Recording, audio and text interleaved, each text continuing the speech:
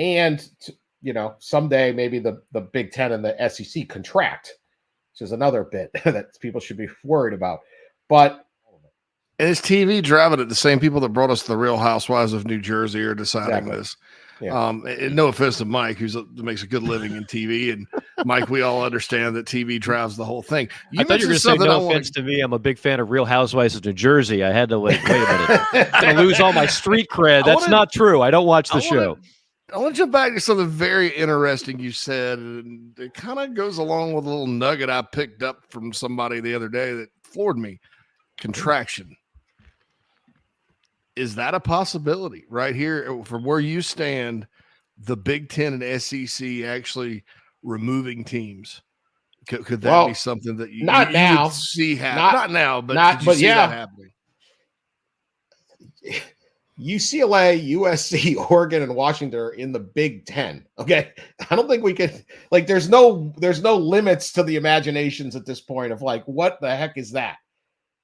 If I had come on this, we had talked 5 years ago, and I was, 10 years ago, and said, hey, that's going to happen. You're like, that's not possible. Oh no, it's happened.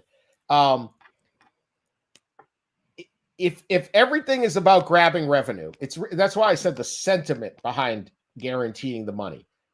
If you're confident, if I'm the SEC, I'm confident I'm going to earn the money. They have the best football conference. They have the most great teams. They are set up to do very well in the playoff because they have numerous real contenders. The Big Ten, I don't think, generally speaking, the Big Ten has only had one team that could really compete at a national level. Now, Michigan was there with Harbaugh. We'll see if they can stay, maybe Oregon, but they're not. I mean, the SEC's got, now you had Texas and Oklahoma, probably 8-9 teams, right, that can have legitimate shots at making playoff runs.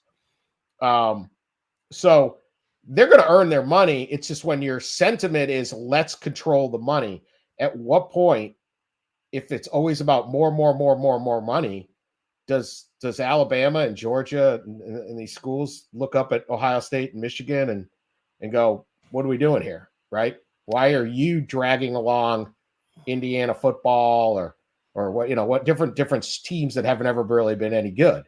Why are you funding that? Let's just take it all for ourselves. Do I think that's soon? No. Are there other aspects in play? Yes. There's research. There's a $10 billion research thing in the Big Ten and different stuff. But to think that type of stuff is, look at Big Ten added Rutgers because they could bring the basic cable subscribers of New Jersey, Real Housewives fans or not. But that's because they wanted the Big Ten network. They added New Jersey for that. Well, as cord cutting goes on, what is Rutgers' purpose? No, right. Same with Maryland and the Maryland DC and Baltimore too. market. What's the purpose of you being in here?